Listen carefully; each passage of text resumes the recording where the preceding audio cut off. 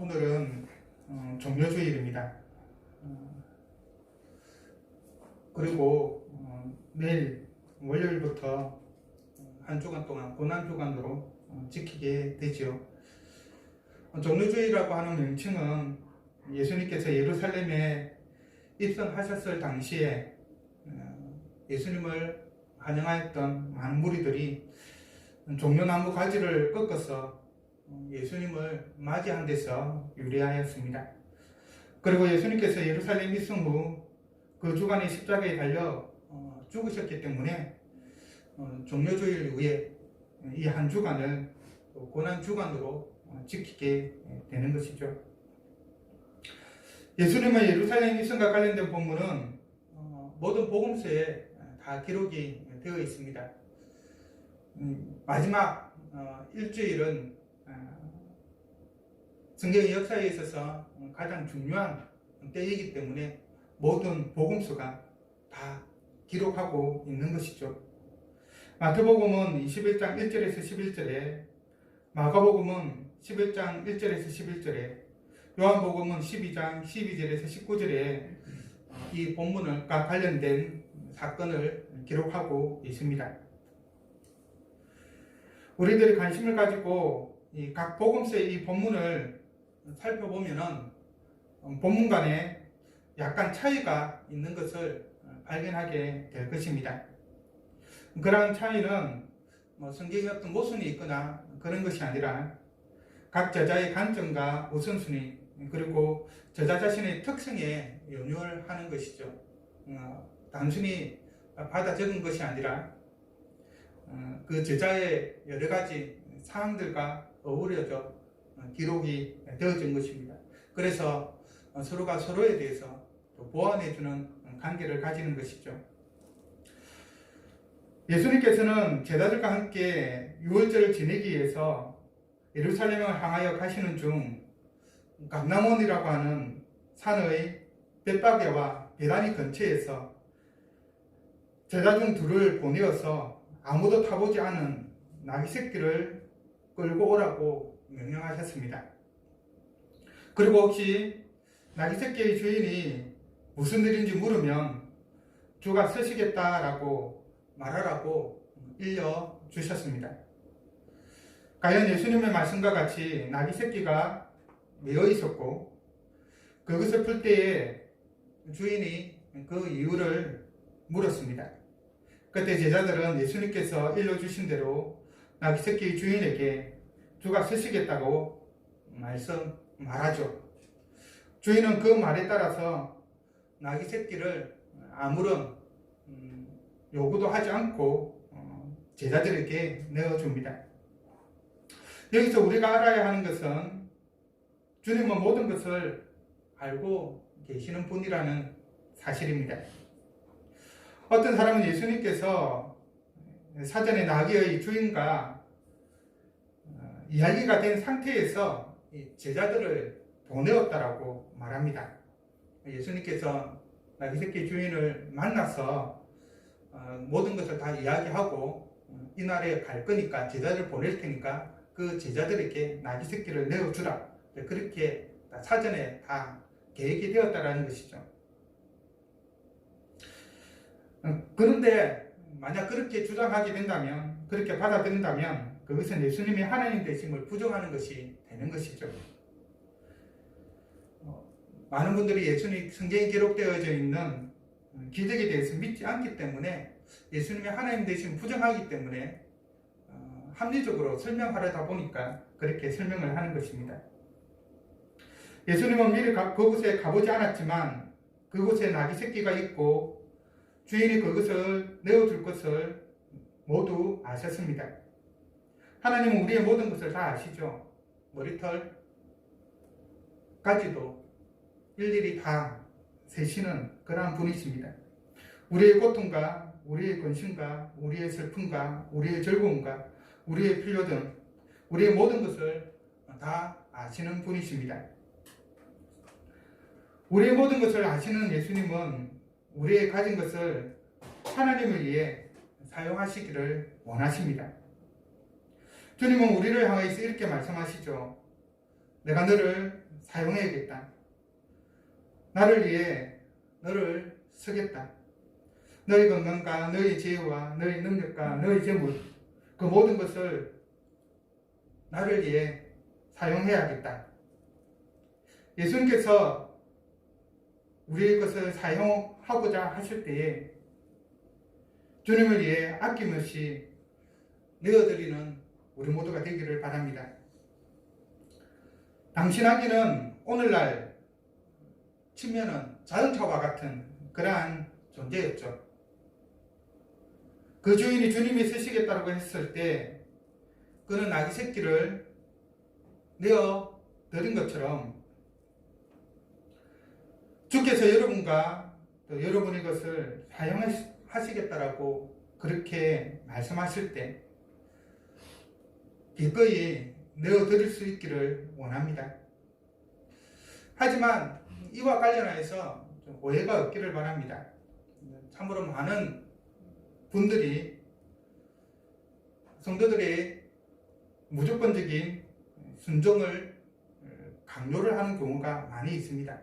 근데 그것이 하나님을 위한 것도 교회를 위한 것도 아닌 개인의 어떤 욕구를 충족시키고 또 개인의 목적을 이루기 위한 그런 경우가 많이 있죠. 그래서 분별이 필요합니다. 우리가 헌신할 때는 목사를 위하고 지역 교회를 위한 것이 반드시 하나님을 위한 것도 하나님 나라를 위한 것도 아니라는 그 사실을 알아야 합니다. 그런 점에서 이기적인 목적으로 향하는 것에 있어서는 반드시 생각을 하고 또 그에 따라서 행동을 해야 되겠죠.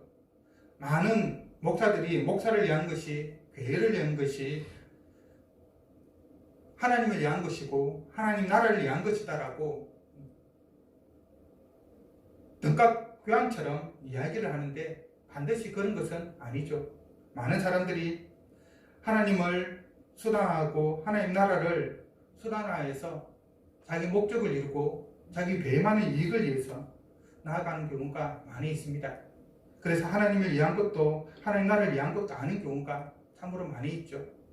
성도들은 하나님을 위하고 하나님 나라를 위해서 모든 것을 내어드렸는데 실제는 그것이 목사 개인과 지역교회만을 위한 것이 되는 경우가 참으로 많이 있기 때문에 우리가 헌신할 때에는 주의가 필요하다 말씀드립니다. 한편 제자들은 나귀 위에 자신들의 겉옷을 덮었습니다. 예수님은 그 나귀를 타시고 예루살렘으로 향하시죠. 많은 사람들이 자신들의 겉옷을 벗어 길에 펴고 어떤 사람들은 종려나무 가지를 베어 길에 펴서 예수님의 입성을 환영하였습니다. 그리고 찬양하면서 소리쳐 불렀죠. 찬송하리로다 주의 이름으로 오시는 왕이여 하늘에는 평화요 가장 높은 곳에는 영광이로다. 사람들의 찬송 소리를 마태복음은 호산나 다윗의 자손이여 찬송하리로다 주의 이름으로 오시는 이여 가장 높은 곳에서 호산나로 기록하고 있고 마가복음은 마태복음과 비슷하게 호산나 찬송하리로다 주의 이름으로 오시는 이여 찬송하리로다 오는 우리 조상 다윗의 나라여 가장 높은 곳에 호산나로 기록하고 있습니다. 여기서 예수님이 나귀 새끼를 타고 오신 것은 구약 스가랴 9장 9절의 성취이죠. 스가랴 9장 9절의 말씀은 다음과 같습니다. 시온에 따라 크게 기뻐할지어다. 예루살렘에 따라 즐거이 부를지어다. 보라 내 왕이 내게 임하나니 그는 공의로우며 구원을 베풀며 겸손하여서 나귀를 타나니 나귀의 작은 것 곧 나귀 새끼니라. 누가복음은 이 부분에 대해서 언급하고 있지 않지만 마태복음은 선지자의 말씀을 이루기 위함임을 말하고 있죠. 특별히 마태복음에서는 이 스가랴의 말씀을 시온 딸에게 이르기를 내 왕이 내게 임하나니 그는 겸손하여 나귀 곧 멍에 매는 짐승의 새끼를 탔도다라고 탔도다 하라로 인용을 하고 있습니다. 곧 마태복음은 공의와 구원을 생략함으로써 겸손을 강조하고 있습니다. 예수님은 왕이시지만 겸손의 왕이십니다. 일반적인 왕의 이미지와는 조금 다르죠. 당시 왕이라고 하면 화려한 옷에 준마를 타거나 휘황찬란한 마차를 타고 호위하는 군대의 보호를 받으며 위험 넘치는 음악과 함께 입성하는 것이 일반적이었을 것입니다. 하지만 예수님은 나귀, 그것도 나귀 새끼를 타고 입성하셨습니다. 물론 이제 구약시대에는 이 나귀를 타는 것이 어떻게 보면 또 지도자가 타는 그런 짐승 중에 하나이긴 하였습니다. 그래서 사사시대에 보면 사사들이 나귀를 타고 지방을 돌아다니는 모습들을 보게 됐죠. 그러나 로마 시대에서는 조금 다릅니다.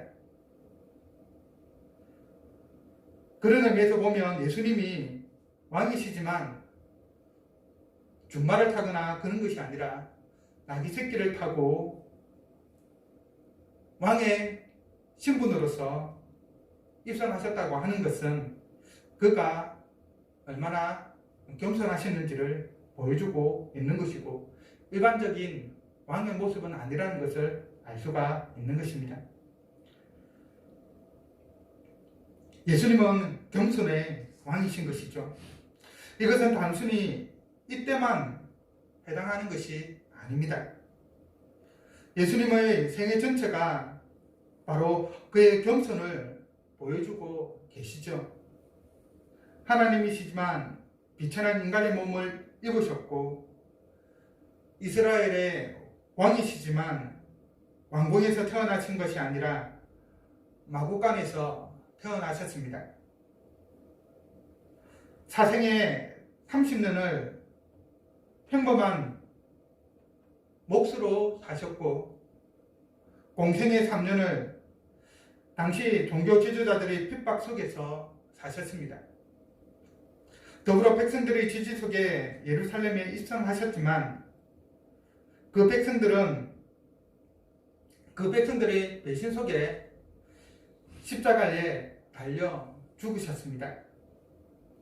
이렇게 본다면 예수님의 삶은 겸손 그 자체라고 말할 수 있을 것입니다.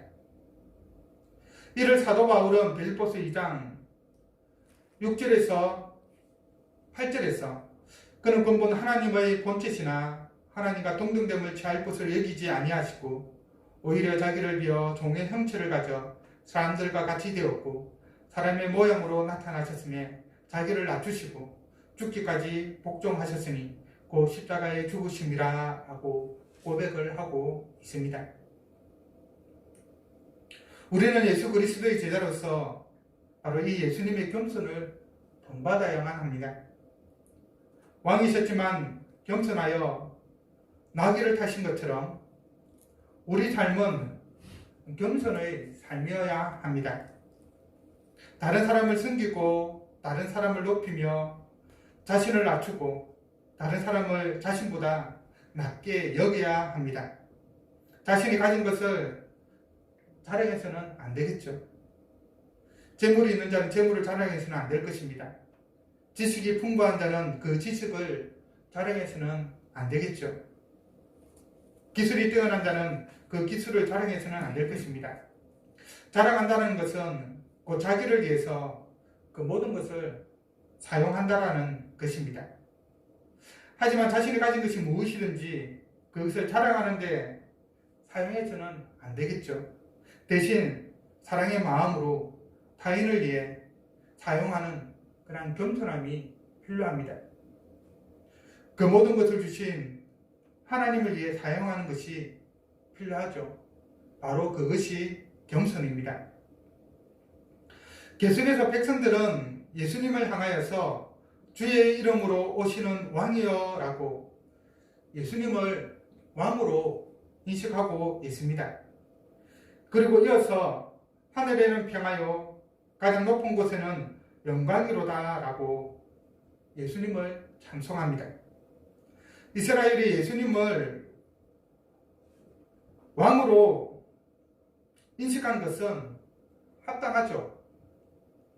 하지만 예수님을 왕으로 간주했을 때 그들은 하나님 나라의 관점에서 이해하지 않고 세상적 관점, 정치적 관점에서 예수님을 왕으로 인식하였습니다. 백성들은 지난 3년 동안 예수님의 그 공생의 기간 동안에 예수님이 행하신 수많은 기적들을 보았습니다. 병자들을 고치시고 여러 가지 자연적인 이적들을 행하시며 또 그들이 이전에 보지 못하였던 수많은 기적들을 직접 보았던 것입니다. 그리고 그의 가르침도 들었습니다. 바리새인과 당시 종교 지도자들부터 듣지 못하였던 진정한 하나님의 말씀을 들었던 것이죠. 이를 통해 백성들은 예수님을 하나님이 보내신 자로 여겼고 여기서 더 발전하여 이스라엘을 로마의 식민지로부터 독립시킬 그러한 분으로 이해하였습니다. 구약에서 예언되어진 그 메시아가 우리를 모든 대적들로부터 구원할 자가 하나님의 사자가 바로 이 예수님이 아니겠느냐 그렇게 여긴 것입니다. 이들이 예수님의 입성을 환영한 배경에는 바로 이러한 믿음이 자리 잡고 있었던 것입니다. 그리고 이제 드디어 예수님께서 3년 동안의 그 준비 기간을 거쳐서 당신의 왕국을 이루시겠구나 그렇게 생각하였기 때문에 로마의 식민 통치를 받고 있던 백성들로서는 로마로부터의 해방을 소망하며 예수님을 열렬히 환영하였던 것이죠. 하지만 예수님은 세상의 왕으로 오신 분이 아니었습니다. 하나님 나라의 왕으로 세상을 죄악으로부터 구원하기 위해 오신 하나님 나라의 왕이시죠. 그렇다고 한다면 백성들의 찬양은 아무 의미가 없는 것일까요? 예수님에 대해 잘못 알고 예수님을 찬양했기 때문에 그들의 찬양은 의미가 없는 것일까요? 그렇지 않습니다. 예수님은 비록 백성들이 예수님에 대해 잘못된 인식을 가지고 찬양하였다 하더라도 그것을 인정하셨습니다.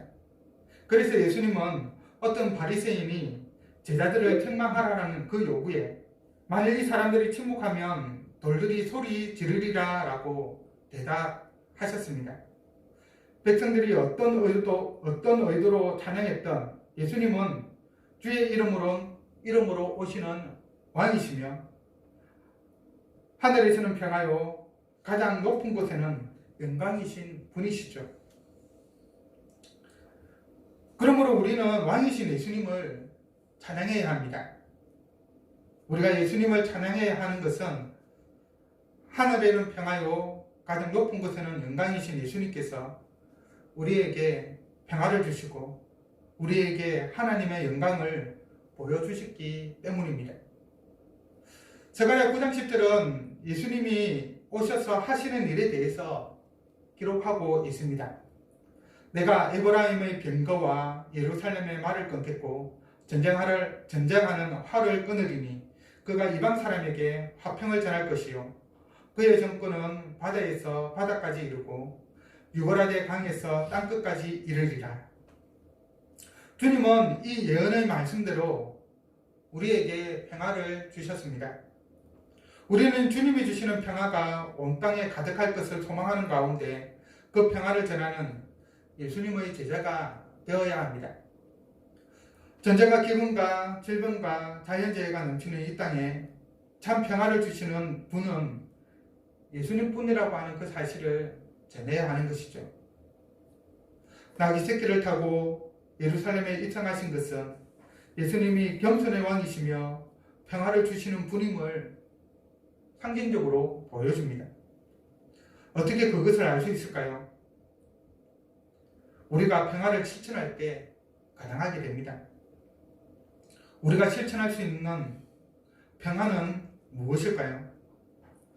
그것은 주위의 가난한 자를 구제하고 병든 자를 구제하고 갇힌 자를 도와주며 목마른 자에게 생수를 주며 사지의 약자를 향해 희생하는 바로 그것이 우리가 이 땅 가운데에서 평화를 실천하는 한 방법인 것입니다. 하지만 오늘날 우리의 모습은 어떠합니까? 참으로 이 땅에 평화를 주신 예수님의 그 길을 따라 살아가고 있습니까? 안타깝게도 많은 한국의 교회와 성도들이 혐오를 조장하고 있고 분열을 조장하는데 앞장서고 있는 상황입니다. 이 때문에 교회가 세상으로부터 외면을 당하고 있고 하나님의 영광을 가리는 모습을 보여주고 있죠. 어제 뉴스였나요? 이낙연 전 국무총리가 우리 미워하지 맙시다 라고 하니까 황교안 전 총리가 나는 미워합니다 라고 했던가요? 그렇게 기록된 뉴스를 보았는데요.